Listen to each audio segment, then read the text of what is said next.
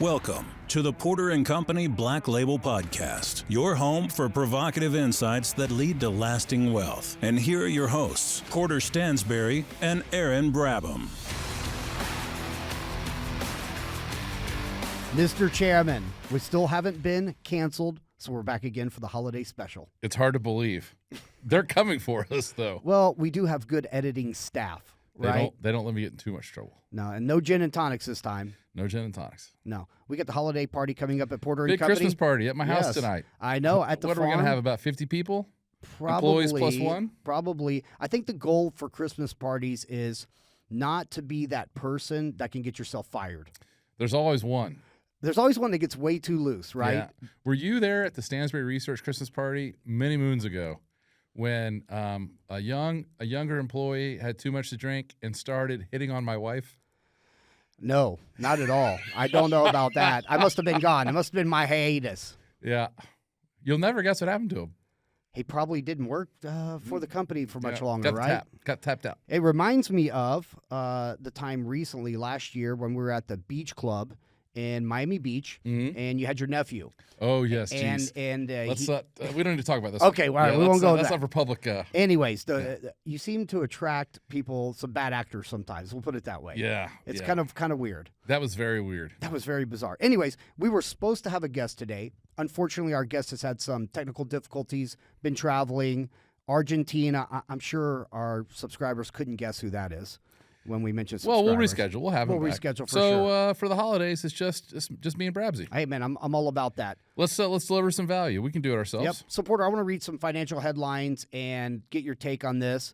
So we've been talking about raising cash for a while now.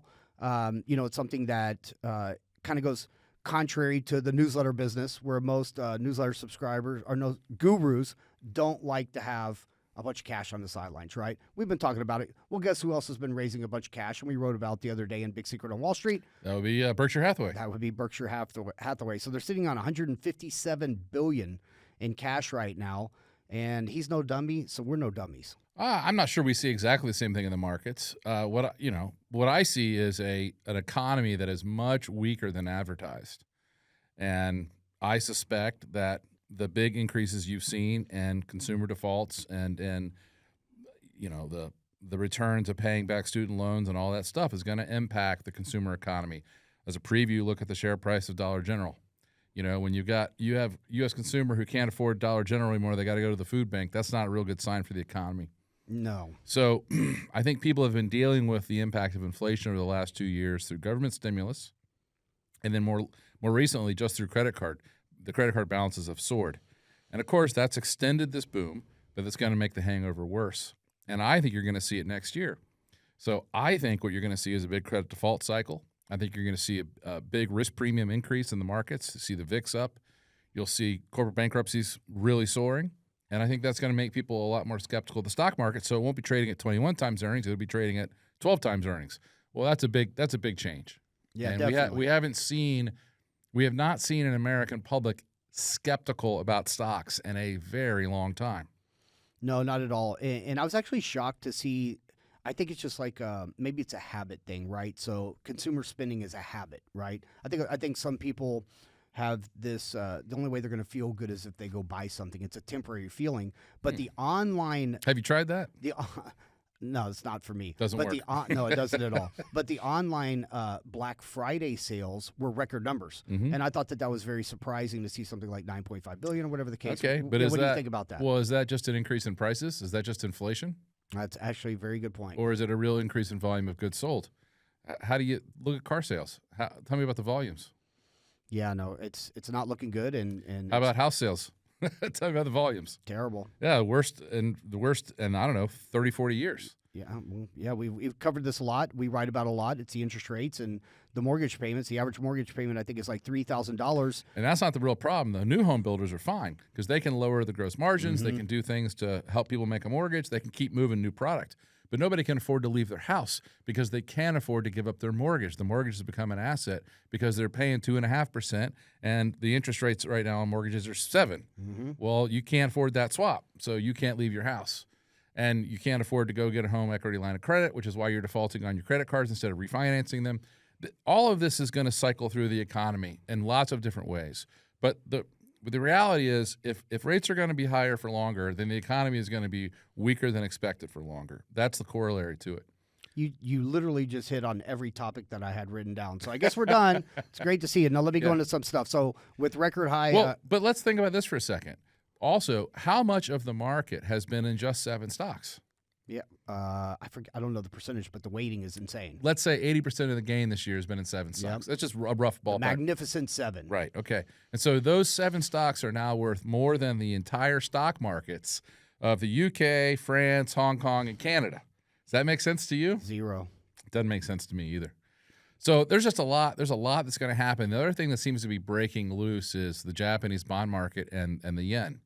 And people don't understand that those are very, very serious matters.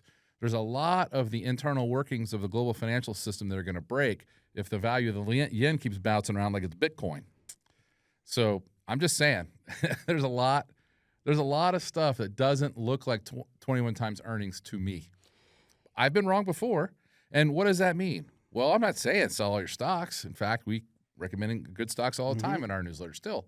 But what I am saying is, if you have something where you're not certain you want to hold it for another 5 years, it's probably a good time to sell it now, have some cash. Let's say you should always have, say, 10% of cash at least. So let's say double that. You go to 20%. Okay, now you've got some cash to play with if there is a big correction. And way better to sell weak businesses now when the market is at 21 times earnings than trying to sell a weak business when the market has corrected 30 or 40%.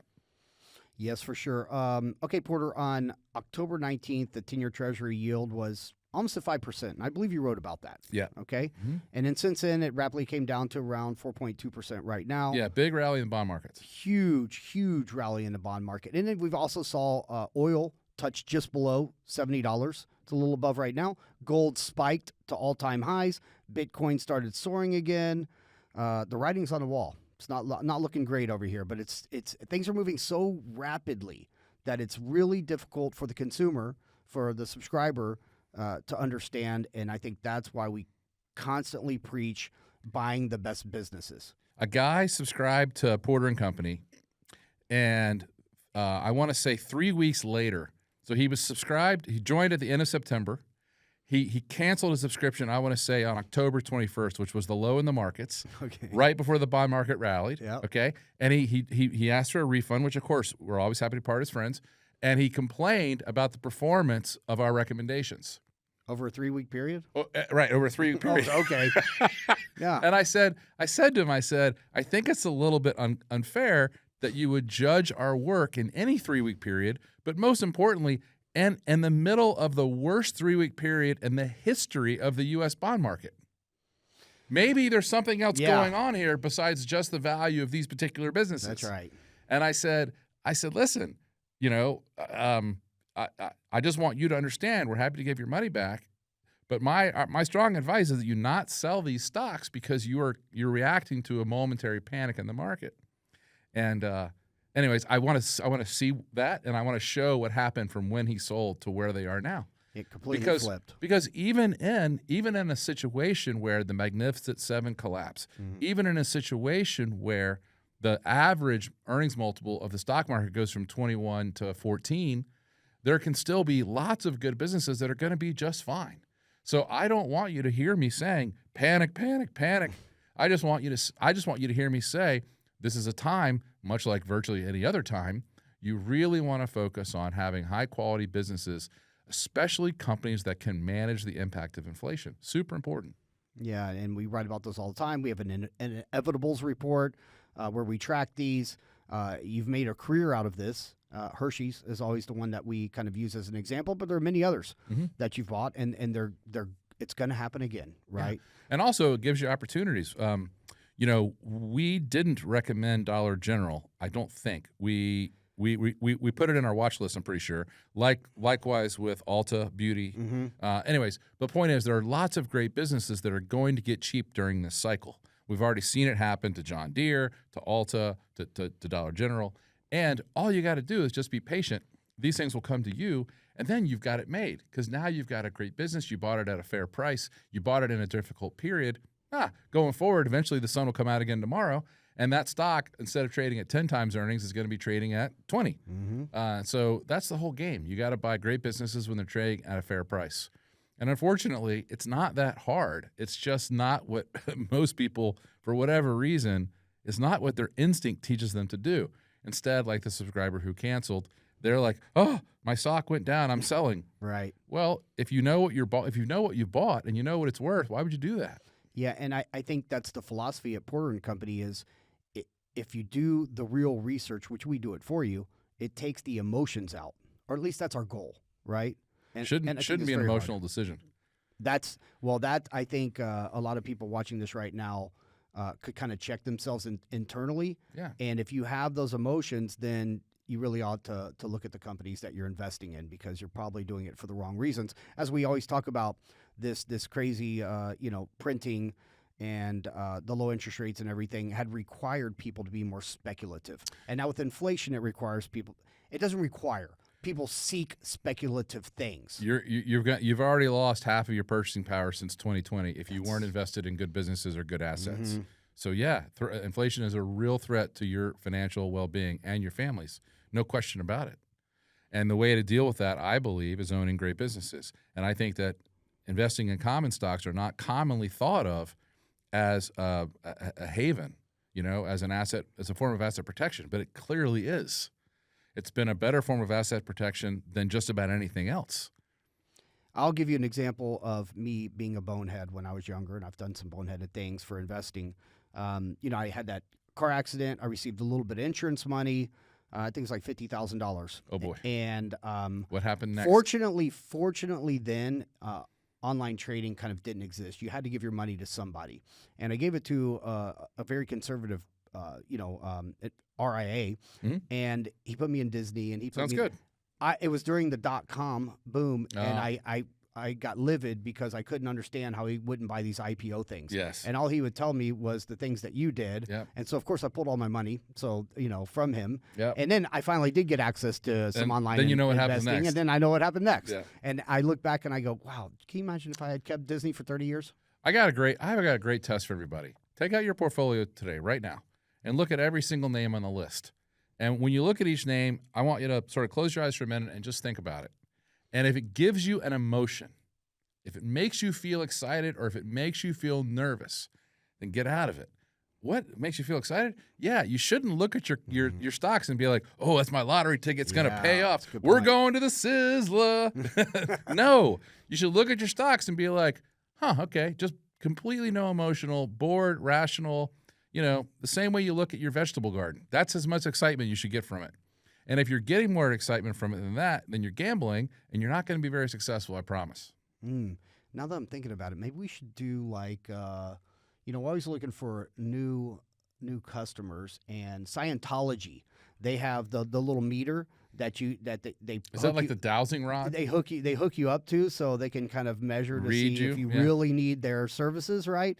Maybe we should do that. We pull up their portfolio. We've got them hooked up to something. Oh, you definitely need some Porter and Company newsletters because you're doing something wrong over there. You can also just look at your position sizes. It just never fails. Well, that's huge. It just never fails. That's huge. Yeah.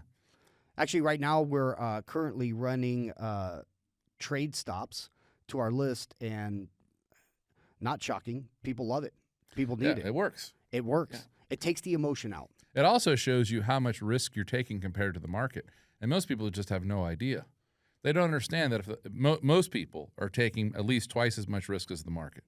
And so if the market goes down 20%, which is a normal bear market, it's going to happen, every 3 or 4 years, your portfolio is going to be down 40%. Now, when that happens to you, how are you going to feel then? Yeah, it's not going to feel good at all. No. So what you've got to learn to do is you got to learn to have position sizing that's based on equal risk. So if you're in a more volatile stock, you have to have less of it. If you're in a safer stock, then you can have more of it. And that is just a really good way of dampening the emotional impact of your investing, because the real key is staying in these investments. This is something I learned from Buffett that most people still don't really understand, and I didn't honestly completely understand it until recently, which is that if you look at a company's return on invested capital, like Hershey's, you'll see it's 70% annually. Wow. Well, how are you gonna make 70% annually? You're not, because you've got to buy that stock at a multiple of its equity value. So let's say you buy it at 7 or 8 times book. Well, then obviously you're not making 70% a year. You're making 70% a year divided by 8, which is good, but not great. And so what Buffett has pointed out is that the longer you hold that stock, the longer you hold it, the more likely it is that your returns will track towards their long-term return on invested capital. And so if you just buy a great business and you hold on long enough, you're going to have a fantastic return. Most people don't think that way. And honestly, of course, if you're in your 60s, you may not have 40 years to invest. That strategy, that's not that's not a sinecure. But it really does explain why, if you're not going to hold an equity investment for at least a decade, you probably should have never made it in the first place, because you're just gambling.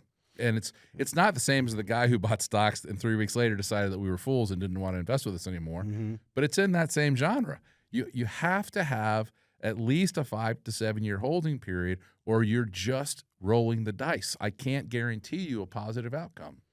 Yeah, I think we should probably set up some kind of like easy survey question thing for people, because these things are sometimes asked by RIAs, but they're rarely kind of asked, and we can't do individual investment advice. No. So but what's nice about trade stops is it's software that allows you to generate the tools and analytics you need to manage your own portfolio. Very, very easily. That's what's different about it as just reading a newsletter. Yeah, and I'll put a link in for our people to learn more about trade stops, because it is a fantastic tool.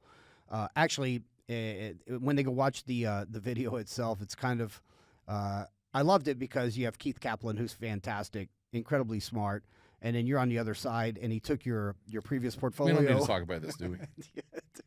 Took your previous. I'm just teasing him. Took your previous portfolio, and it's where Porter recommended to get out versus what Trade Stops would have recommended getting out. Yeah, so in my portfolio, the average return was 40%, which is really absurd, good. Amazing. But with Trade Stops and doing nothing but changing the exits according to this dynamic stop loss strategy, the average return went to 131%. You'd have been one of the world's best investors. But hey, that's what we're here to do. We're here to learn, and that's what we're talking about, trade stops. We don't have a crystal ball over here. You always say that all the time. You have a lot of analysts talking about this Fed pivot in 2024, up to 4 to 6 cuts of interest rates. You're very dappered, bow-tied. Jim Grant disagrees with that.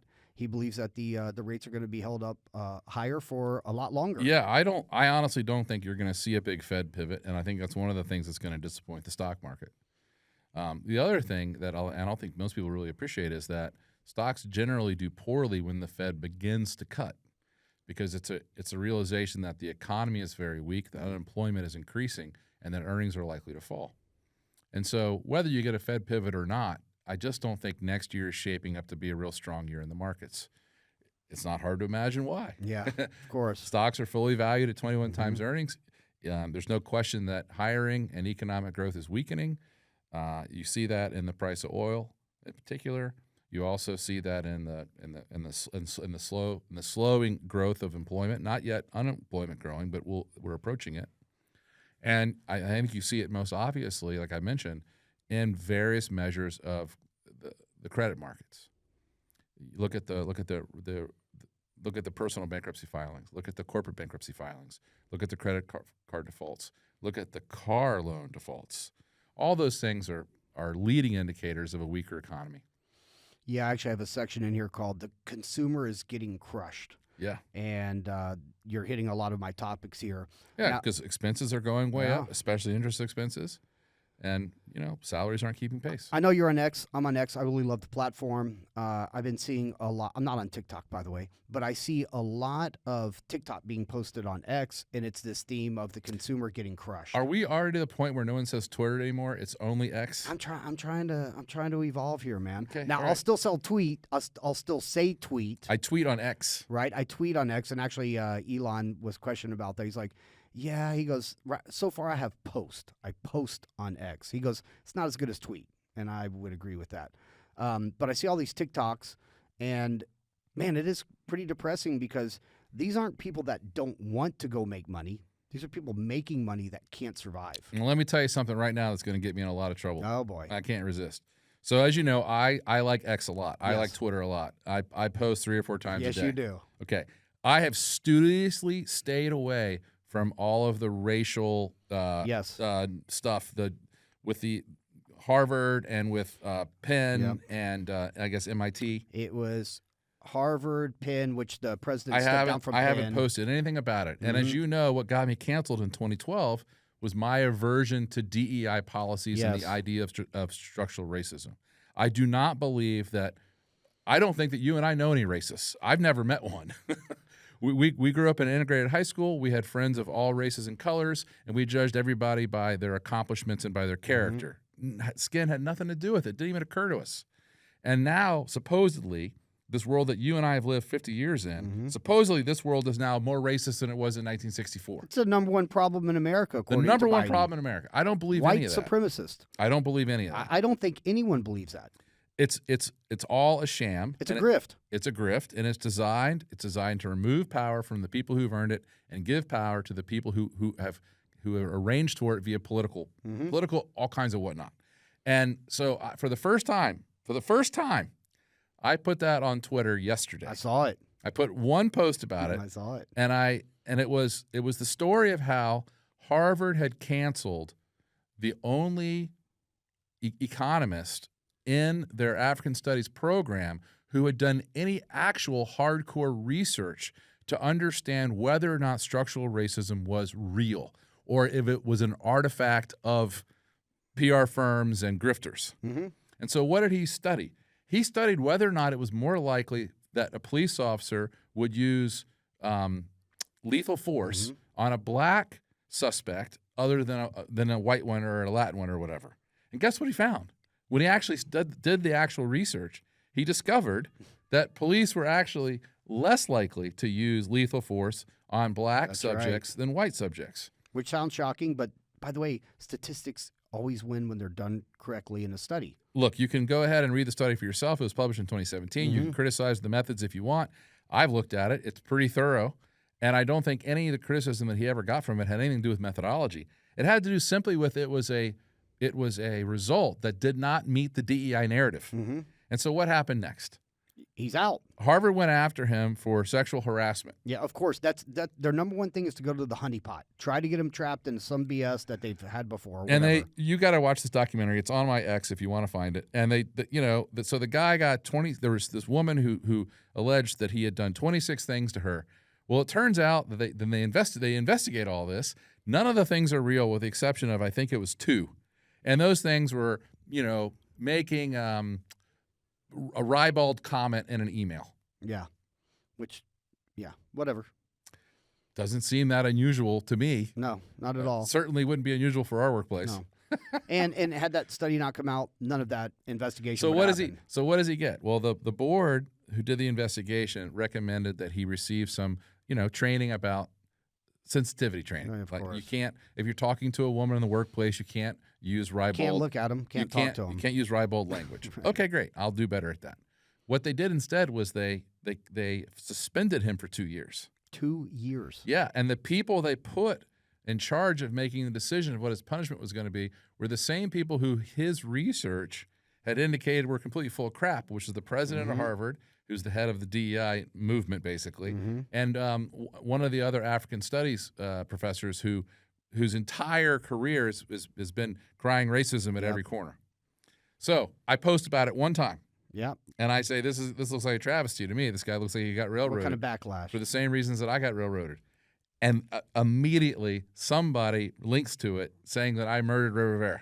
Are you serious? Yeah. That was And by the way, what's interesting is it's not a person, right? It's a bot, yeah, it's some faceless corporation type of entity that is just a troll. no. He says it's John 3938840. Of course. Right? Right, of course. Yeah. And he says all I want to know is what happened to Ray Rivera. It's like an auto-generated. We'd like to know as well. Yeah. And if anybody knows out there, please let us know, because it's something that you exhausted yourself trying to find out. And he doesn't know anything about Ray. He doesn't know how to spell his name. Yeah, there you go. It's just But the point is, like, there's been no more ridiculous allegation ever made about me in my entire life, no, of course not. right? And yet when does it come up? It only comes up when I touch that third rail, when I say, oh, here's evidence, lots of evidence of DEI behaving badly, censoring and railroading people who are good researchers doing good results. And by the way, it shouldn't make any difference, but the researcher that they suspended for 2 years, that they railroaded, is an African-American. No, it doesn't matter, though. It goes against the narrative. And he had done incredible things in education. Specifically, he had taken a school in Harvard that was trailing white student performance and had improved it to over white student performance. And then he used to give a talk about the gap between black students and white students. Except for in his school, it's the gap. Opposite. It's the gap between black and white, where the whites were underperforming. That's amazing. What a great story! Shouldn't we should celebrate that? Right? Shouldn't every single public school system be studying this researcher's methods? Yes, should adopt it. They should put it into. Why don't they? Because it doesn't fit the narrative. No, because the number one difference between his school system and all the other is they aggressively fire underperforming teachers. Wow. What are the odds that the Democrats are going to attack the teachers union? No, never. That funds all of their elections. Zero chance. Zero chance. So what happens to all the poor black kids who are underperforming in school? Well, it's too bad. Fuck them. Yep, too bad. Yep. Because they're sacrificed for beholden to power of the unions. And I think that's a travesty, so that makes me a racist. Yeah, well. It's ridiculous. What happened to Ray Rivera? By the way, you got to watch that documentary. It's on my Twitter feed. Yeah, I saw your post. I didn't have It's absolutely brilliant. And the researcher from Harvard who got canceled and suspended, he was talking to his grandmother about his findings, and she's from Daytona Beach, near where we grew up. Yeah, and she's like, "Sweetheart, they paid you for that?" Because his findings were, if your students are behind in school, they have to spend more time at school. They need better teachers. They need more work. Yep. How are you going to get back ahead? Right.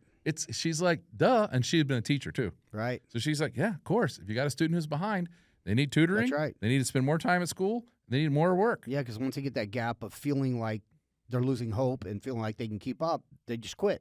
Yep. That's what you do. And you know what? You've seen it. The teachers quit on them too. Oh, absolutely. No, I got an underperformer in my class. Well, you figure out how to try to get them out of the class. I'm just gonna ignore them. Yeah, that's what happens. I hope they just go away. I hope they don't show up anymore. Yeah. And of course, recently they had the report on the Baltimore schools. We're in Baltimore County, and there was like 0 people could pass the math and reading. 0.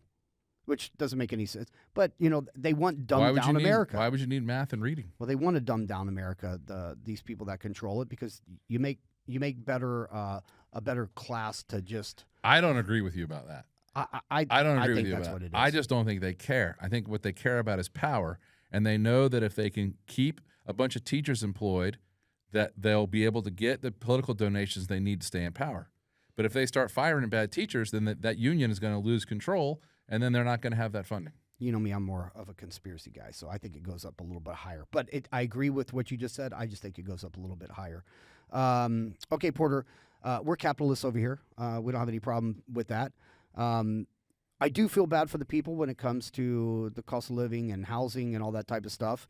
And what percentage would you say of firms like BlackRock purchased single-family homes in 2023? What percentage of homes were purchased? So let me get this straight. The government prints a whole bunch of money, prints trillions of dollars, gives it to a bunch of morons who then go out and buy new rims, a vacation in Miami Beach, right? Lots of that. Yeah. I saw somebody put rims on a toaster the other day. Look at my rims. Hey, man, get those new shoes. Yep. Okay. So you give a bunch of money to a bunch of morons, and 2 years later they don't have any money, and the price of everything's gone through the roof. But where all the money ends up once it cycles through all the banking system and everything else is where? Back at the BlackRocks, back at BlackRock. So if you look, it's your money is recycled back to them for them to buy the things that you should have bought. If you looked at BlackRock before the bailout back in 08 and 09, before the big first mortgage bailouts, they were a reasonably big firm. They were one of many large firms on Wall Street. But after the mortgage bailouts, they grew enormously. Like they grew 50% in 3 or 4 years to where they are managing $10 trillion. $10 trillion. Which is that's an enormous amount of money. And then the the bailouts of COVID bailouts came, and they are even bigger, even more. Yeah, so they personally control something on the order of half of U.S. GDP in terms of money. No one's ever seen a financial firm with that much power. It's way too much, in my opinion. I agree. Anyways, they bought 44% of these homes. So what's so funny is now where are they going to put all that money? They got to put it somewhere. Where are they putting it? They're putting it into homes, and that's driving the home prices up. Exactly, because they don't care what they buy them at. They're fine with that. So anyways, the message for you folks who are in favor of the government printing money is just remember, you're going to get what you deserve good and hard. Yeah. Because if they print money, it's going to come out of your hide, not theirs. It's going to end up forcing your home prices higher, forcing your food prices higher, forcing your car prices higher. Now, what you get for a pittance is nothing compared to what they'll get on the upside. It's the greatest transfer of wealth for them, and it's just you gotta stop believing their lies. Yeah, for sure. But they won't. No, of course not. They'll keep voting for it. So another crushing the consumer. 401k balances are down 4%. Hardship withdrawals are up over 300%. But the economy's doing great, Aaron. Yeah, I know. That's what they say, right? Okay, Porter, another one is the party over. Consumer credit for October 2023 showed expectations were $8.5 billion. Last was $12.25 billion. Not looking good out there. So let me get this straight. You're saying that consumer credit has gone up by more than 50% over expectations. Right, because people have no money and they can't afford gas or their rent or food. Yeah, well, the punch bowl's getting taken away, right? So these credit card companies aren't extending any more credit anymore. Banks aren't extending any more credit anymore. And people have a bad habit. They have a spending habit. People can't live within their means. One thing we've always talked about over here that we try to do, and I think we do pretty well, I don't think you've ever had a loan on anything. I remember you got turned down from a car loan.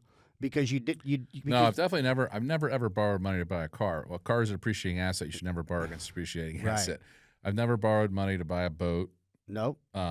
Did you do a house loan ever? Or no, I'm not even sure if you ever did. The one time I borrowed money was when I was building the farm here. There was a difference between the distributions from my company and the building requirements, and I went to my friend at Everbank. What is his name? I can't remember now. Anyways, I borrowed money for about 6 months. That was it? Yeah. Yeah. Okay. Fine. And when I paid him back, I sent him a thank you note and said, thanks so much for the short-term loan. And he said I was the only borrower in his entire career who ever wrote him a thank you note.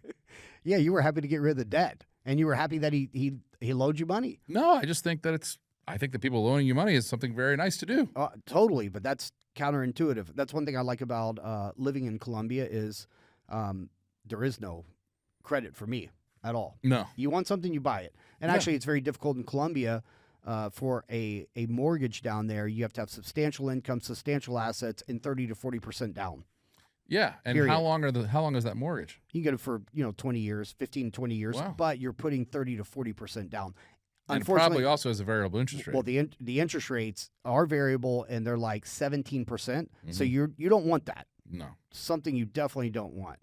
Actually, down there, if you're younger and you want to go rent an apartment and you don't have enough income to prove or cash in the bank and a good job, you have to have 3 signers that go to the notary that show all their documents that if you default, they will cover you. They get fingerprinted.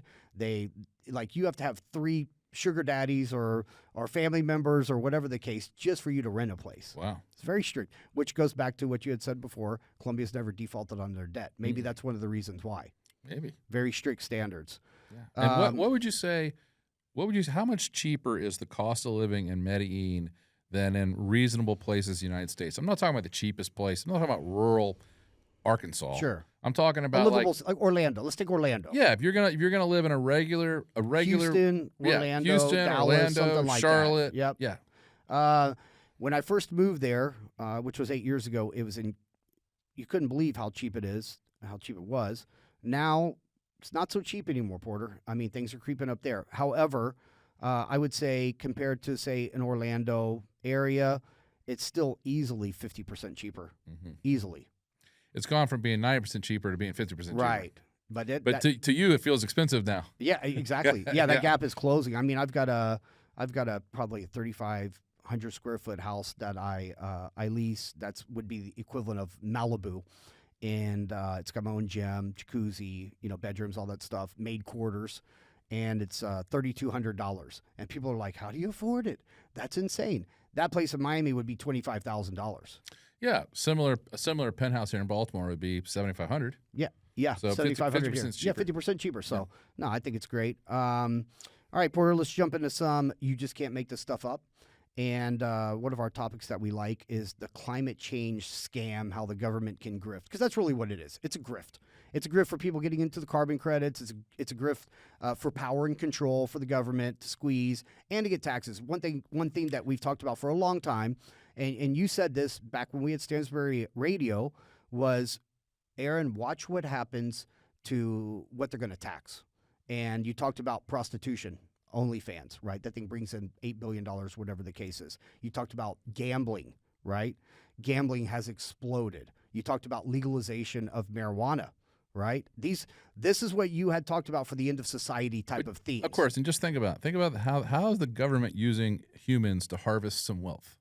That's what it is. They've got right? they've got a plantation. We live on it. Yes. How do I grift them all? Right. Well, let's get all the girls working. Yeah. Get them all in the corner. Yeah. Oh, yeah. Right. All right. Let's get all the guys smoking dope. Mm-hmm. They're not Dumb them down. They're not going to cause any trouble. That's right. And then let's get them addicted to gambling. Let's get them gambling. Yeah. Oh, that's nice. Yeah, and those things are all booming, by the way. So you probably saw in London over the past year, they had these things called the ULEZ cameras. And the ULEZ cameras are essentially drivers of small cars, vans, motorbikes that don't meet the ULEZ standards. So if you have a pre-2005 car, motorcycle, truck, they think that that's going to hurt the climate. So they're charging $12.50 a day to drive in and outside. This is 25 round trip, right? Well, they have these ULEZ Blade Runners is what they call them, and it's people that cut them down. Essentially, they wear all black and they get up there and they chop them down. And there's 2,800 of them, but there's never more than like 800 that actually function because these people are diehards at doing that. I thought, okay, well, it's Europe. Well, guess what? It's coming to New York City. So New York City literally just passed the initial, whatever it is, congestion. It's like a congestion act, right? And it goes from like 60th down to Lower Manhattan. And for you to enter there is between $24 to $36 a day. Okay, this is obviously it's to save the climate. Obviously, it's to cut down. Save the climate. That's what it is. Uh-huh. Obviously, it's to cut down on emissions. You know what it is we're going to make these neighborhoods so expensive that only the rich people can afford to enjoy them. Yeah, well, that's one way to clean up New York, right? Where all the people live, and also it's a tax grift. So they're estimating. Let's see what it says. Passenger cars will pay $15 peak periods, while trucks pay $24 to $36. The MTA's governing board voted 9-1 on that to pass, of course. You know what's interesting is it probably won't affect congestion at all. It'll probably just lead to a lot more inflation. For sure. If you're a truck, you have to be there. Yeah, that's so that's you just the argument. pass on all those costs to your new customers. Exactly. So same thing with all the taxis and the Ubers and everybody else. Yeah. It's just gonna cost more. Yeah, because they're hitting taxis, they're hitting Uber. So here's their genius idea, and I love these one-way studies that we talk about. They go put a spreadsheet together and they try to calculate what they're going to get, failing to realize that people just won't go. Right, they'll change their behavior. They'll change their behavior, but they're like, oh, we're going to bring in $1 billion annually. Oh, see how that works out. They might. It's hard to get away. It's hard to get around. If you got to deliver, you got to deliver. It's hard to get around transportation. Yeah, but you're right. That's exactly what's going to happen. It's going to be passed on to the consumer. Where they lose is when they say things like, "Oh, we're gonna double the income tax on you if you make a lot of money." Well, if you make a lot of money, you can move. Mm-hmm. Yeah, if you have that kind of money, that's exactly right. It's getting close to election season when free things are promised again, right? Election season. So what can I get? Election, exactly. What can I get? Well, we're not really that political, and we're definitely not left-leaning, which is usually where the promises Free money go, comes right? in. Free money comes in. So the Biden administration announced this past week that it would forgive an additional $4.8 billion in student loan debt for 80,300 borrowers. But wait a second. The Supreme Court said in June that you couldn't do that. That was not constitutional. Well, they always find loopholes. Mhm. There's always some kind of grift, right? So more than $2 billion of the aid will go to nearly 46,000 borrowers enrolled in income-driven repayment plans, and an additional 34,000 borrowers who have worked in public services for a decade will receive $2.6 billion in loan cancellation. They're going to find loopholes. They're going to find ways to, quote unquote, buy votes and keep people coming back. But it's like people don't ever really learn their lessons, or at least the behaviors.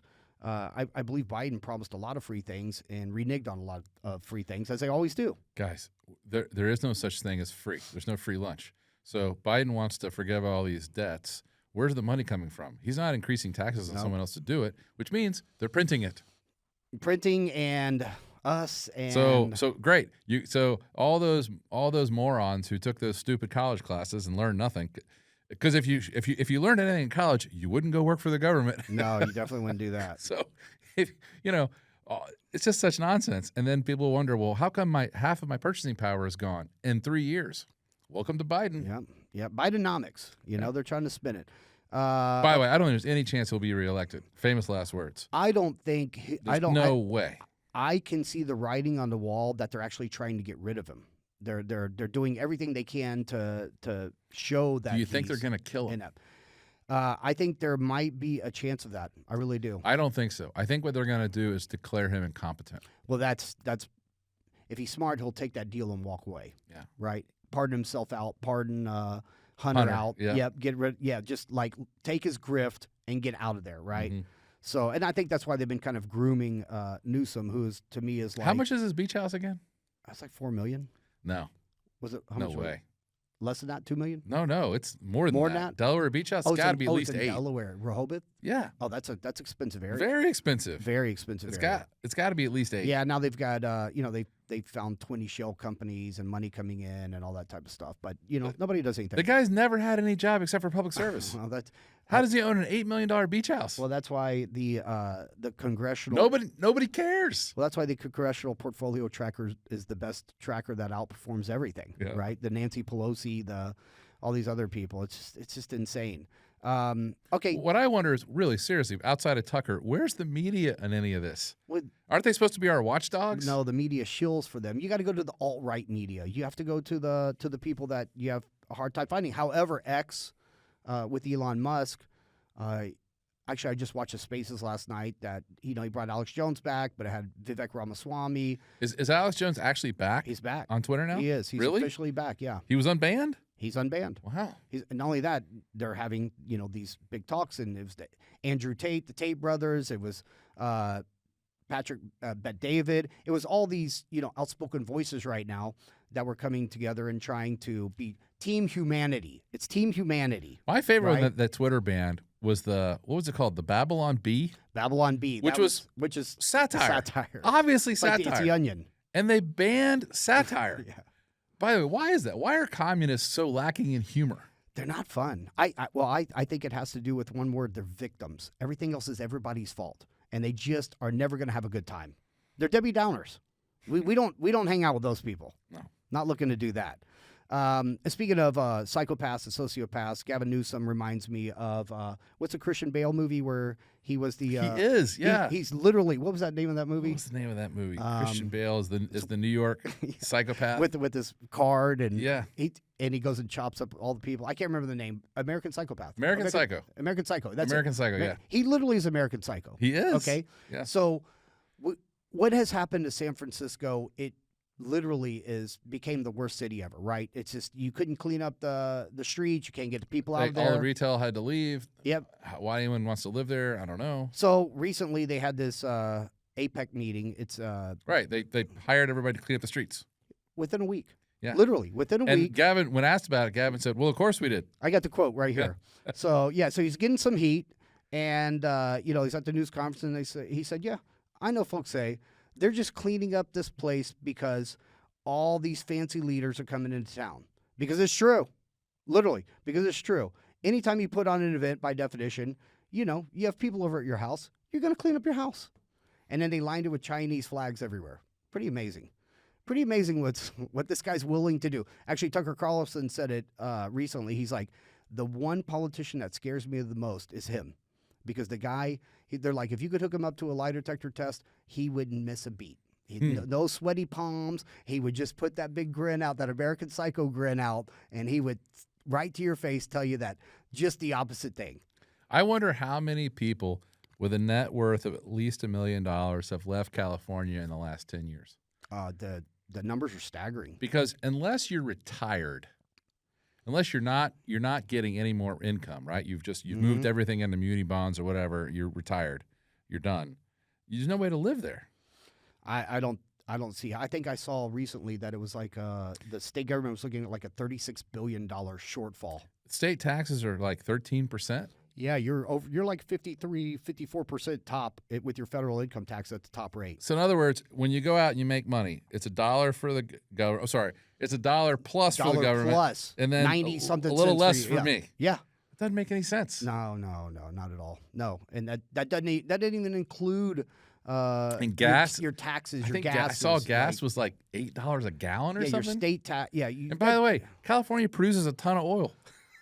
Yes, they do. Think about how ridiculous that is. They have the oil industry, they have the refineries, and yet gas costs twice as much as it does in Florida. Oh, and it's where odd. there is no oil It's industry. odd because I'll talk to people from California that make a lot of money, and they're just hell bent on staying. They don't even care. They're like, yeah, I'm not a Democrat, and I get it, but man, the sunsets are amazing over there, and the weather. I'm like, okay, The weather is nice. it's fantastic, but it comes at a price, a big price. I don't want to live with a bunch of socialists. Nah, I don't really want to do that either. Okay, Porter, let's get to the mailbag. And please, we love your feedback, as always. It's podcast feedback at porterandcompanyresearch.com. Only have a few of them today. Giovanni, what would you say our average age of our customer is, Porter? You know the Probably 65. Probably 65. Over $100,000 of investing portfolio. Way more than that. Way more, but that. And also, by the way, we are boutique, right? So that's one of our distinguishing factors of being in the FinPub world. I think our average subscriber has investable assets way over $1 million. Okay, great. So I got shocked to see this, but it actually made me excited. We had a 24-year-old deputy sheriff working out of San Francisco Bay Area, of all things. And he says, I've worked hard and made frugal sacrifices over the last 2 years to reach the $100,000 benchmark. That's hard work. That's great. I mean, that's amazing savings. My goal is to become a millionaire, and I'm fully committed to making it happen. Hashtag road to a million. I know you like your hashtags. You have some. Porter, you're a rock star. Raise 30 to 40% of your portfolio in cash, put it in 30-day T-bills, and wait for the opportunity that is so obvious it hits you in the forehead. That was your quote. Await for America to bleed and take advantage. Be a shark, not a sheep. Great content, gentlemen. Well, thanks very much. I have to tell you, I'm a little bit worried when the public servant is on the road to a million. I worry about that. I remember maybe 10 years ago, I was in Munich for Oktoberfest. And if you guys have ever been to Oktoberfest, it's a great event. Everyone there is wonderful. It's like going to the Super Bowl where both teams win. And you bought the outfit, by the way. Oh yeah, I had the outfit. We got to dig up some of those outfits. The lederhosen. By the way, put that out there, and then everyone will call me a Nazi. Yeah, okay, let's not do that. Lederhosen. Actually, let's not do that. Yeah. So, anyways, I'm in these beer tents, having a great time, drinking the beer, singing the songs, and ironically, almost all the songs they're singing are American songs. Right. It's like being in America. It's wild. Anyways, it's a really great time. I was having a fun time, and the people next to us, we didn't know them. We were just saying hi. Hey, how you doing? And they're like, yeah, we're from San Francisco. I'm like, that's cool. And they're like, we're firefighters. And I'm like, huh. Like, this table for 4 hours was $20,000. And, I'm at my fancy Atlas 400 Club guys. So we all have the money. We paid for it all. Mm-hmm. I'm kind of like, huh. Hold on. I'm not saying that a firefighter can't save his money and partner up with his friends and go to Munich. Of course, that's fine. But this is a very, very exclusive tent we're in at Oktoberfest, and this is like the most exclusive table. Mm-hmm. So I'm just kind of curious about it. And I said to him, no offense, buddy, but like, what's going on? I'm like, everyone else at this table is a multimillionaire. You're a firefighter from San Jose. He's like, well, I'm a firefighter from San Jose 10 days a month, but then I'm a firefighter in San Francisco 10 days a month. I mean, you can do both? He's like, yeah. And I'm like, how much do you make at both? And this was 10 years ago. Yeah. He's like, I make $125,000 at each one. Each one. And he's like, and then I get 10 days a month off. Mm-hmm. And every time I get off, me and my buddies fly to Eastern Europe and we bang whores. They go meet the ladies. That's what they do. And I'm like, huh. Yeah. Public service in America these days. Yeah. So let me get this straight. You're making $250,000 a year being a firefighter. You only work 20 days a month, which, I mean, that's a lot. I'm sure it's very hard. Sure. And then you have the other 10 days to go travel the world and do whatever you want. Yeah, with your buddies. Awesome. Yeah, we actually covered this topic. I'm just not so sure that's what's best for society as a whole. That's why it's so expensive to live in California. So we had this topic. By the way, that story is absolutely true. And that guy was so nice. I let him. You get time with these tables. And his time expired, and he said, "Do you mind if we hang with you guys?" And I was like, "No, you're already mooching on me as a taxpayer. Why not? Just join us here. Come on over. Well, let me buy you some beers while I'm at it." Hey, I'm sure he was a nice guy. He was a very nice guy, and I actually didn't mind his company at all. We hung out for, I don't know, another 4 or 5 hours, and then I gave him my contact information, and he sent me a really nice like firefighter jacket thing. Oh, nice. From San Jose. So I got something from the state of California. You got something for the state of California. Got some swag. Yeah, nice. Taxpayer paid for. Hey, thanks. Who was that? Giovanni. Thanks for paying for that. We appreciate that. Yeah. Thank you, Giovanni. We covered that a long time ago. Something you just can't make this stuff up, and it was the lifeguards. Yeah, the and lifeguards. that was They 10 years ago, making $210,000 for retirement. Again, pensions. this story was 10 years ago. Yeah, We'll have to go 10 years ago. We'll have to go do some research for the podcast and find out Yes. what the firefighters in San Jose and San Francisco make today. He's probably making $500,000 now. Oh man, yeah. Well, that's. By the way, it's good for him as an individual. It's great. But it's not good for society. No, it's not good for society at all. Okay, Porter, we have one from Mark here. Just listened to the podcast and can't tell you how much I enjoyed it. It's so great to actually listen to people who don't insult you by blowing smoke up your ass. Everything that Porter and his guests say is real-world news that you will never hear on any mainstream financial news channel. It all just makes too much sense. Regards, a loyal, paid-up long armor. Oh, very nice. Thanks for your business. Yep. And just for the record, I don't blow anything up other people's butts. No, we're not doing that. Smoke or otherwise. No, we're not trying to do any of that. But you get what he was trying to say there. No, it's very nice. I appreciate very much his business, and I can't help it. Yeah. Well, by the way, I may be wrong about something, but I'm certainly not shining you on. No, but you're also the person. I think we both are that when we have new information, we change our minds. Yeah, when the facts change, I change my mind. Right. What do you do? Most people don't. Most people, they'll do anything but think. Well, yeah, that. A lot of people would rather die than think, and they do every day. Yeah. No one gets out alive. By the way, I got a new hobby for you guys. I want you to join me in watching 60 Minutes every week, because 60 Minutes has become the absolute mouthpiece propaganda of the government's propaganda. Yeah, that's it. It's absolutely what the government wants you to believe. Yes. So last night on 60 Minutes, because we're recording this on Monday, last night at 60 Minutes, I had 30 minutes of why Ukraine is filled with the most noble, selfless warriors in the world. Oh, boy. Okay? Yeah. And how and how one of their politicians, Ukraine is the most corrupt country in the world. By far. Hands down. But one of their former governors did Rambo, killed everybody, got hit in the leg, cut the muscles off of his own leg with no anesthesia, and stitched himself up. He's a hero. Yeah, well. I'm sure it happened just like that. Yeah, of course, just like they had that. I learned about why Ukraine is a nation full of heroes that we should adopt. And then I learned that Wyoming is a state where they're no longer going to be the country's largest producer of coal. Instead, they have a Republican governor that has embraced climate change, and they're going to become the world's largest windmill state. Oh man, the pendulum has swung so far it has to swing back. On the Ukraine thing, the other day, Biden literally said he was talking to some congressional members, and a congressional member allegedly, I don't know who the member is, took it to some alternate media and was basically saying, if we don't get another $100 billion for Ukraine, we're definitely sending Americans to go fight the Russians. Because that's the number one thing that we have to do is go after those pesky Ruskies. Okay. The Wyoming windmill thing was just so funny because I'm like, oh, that worked out so well for Germany. I can understand why you want to try it in Wyoming. Right. It's worked out everywhere. The other thing is just how ignorant Americans are about everything, but especially about energy. So a couple of fun facts for you here. You do know that Wyoming is the least densely populated state in the United States. It has the lowest population, I'm pretty sure, of any state, and it's obviously one of the largest. Okay, now if you and why would that be? Because the weather is terrible.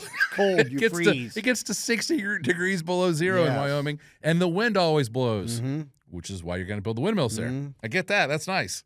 But who wants to live near windmills? Nobody. So there's no people there. No. Well, that's great because then that's the place where you should have windmills. Now, if you have all the energy in the world in a windmill farm in Wyoming, how are you going to get that energy to anywhere where there's people to use it? You can't transfer it. Energy loses.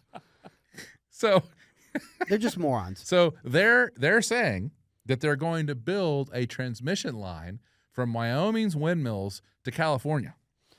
Oh, yeah, that should be very efficient. Very efficient. There's this thing called the Rocky Mountains. Anyways, it's just amazing to me that anybody thinks that's a good use of capital, as opposed to just, I don't know, using the energy that you already have in California, like enormous amounts of oil and gas. Well, we're betting on that, and I think we're going to see a big turn on that as well. We had a recent strategy meeting with some members of the company, and we're very excited about a bunch of new things a bunch of new ideas for our subscribers coming soon. Like we talked about, we've got the biotech. Are we going to be investing in windmills? No, we're never going to do that, ever, not for 1 second. And where do you think all the money for those windmills has come from? From taxpayer grifts. Yeah, taxpayer grifts, as always. So, yeah, we're really excited about 2024. We hope everybody has a happy holidays. Yeah, happy holidays. And the show's been so uplifting. We've really enjoyed our year. It was a great year that we had, thanks to all of our listeners. Well, the long armors, not the short armors. We've had a great year. We started Porter and Company 18 months ago, and we've reached about 12,000 subscribers. It's amazing. Business is very healthy. Returns for us and our investors have been very good. Portfolio performance has been great. And tonight we get to celebrate with the Christmas party. So we're looking forward to it. Hope you are having some fun as well. Well, thank you, Mr. Chairman of MarketWise, for taking the time Stay out of the eggnog. To come and hang out with us at Porter and Company. And I know you took a couple of key members over to MarketWise to do some work over there for now. They're all so excited to get back to the barn, and I know you will be too. Once you take care of what you need to take care of. You've noticed that I haven't been going in lately. Yeah, I did notice that. I noticed that our other people haven't really been going there either. I like the barn. I don't like headquarters very much. HQ is not so fun, right? But there's lots of HR. And also, you do you can jump on your Honda 250 and go from the house to the barn in about 25 seconds, which is nice. Not that fast. I go slow. I don't wear a helmet. That's a yeah. Ooh, no helmet. Go slow. What happened to Ray Rivera? Yeah. See, I can get you anywhere you want. It doesn't matter, you know. So, anyways, we'll find out that story one day. That's me. I just murder all my best friends. I do have the same birthday, so I'm really worried about it. That's my connection to him, which is ridiculous. And Porter, of course, we love to hear from our subscribers at podcast feedback at porterandcompanyresearch.com, the longest email ever, but we do read them all, and we appreciate you guys so much. This goes in with our legendary URLs. Yes. We always make them impossissible. We're trying to get better. To share, yes. So what's the podcast email box again? Podcast feedback. Podcast feedback at Porter and Company spelled research.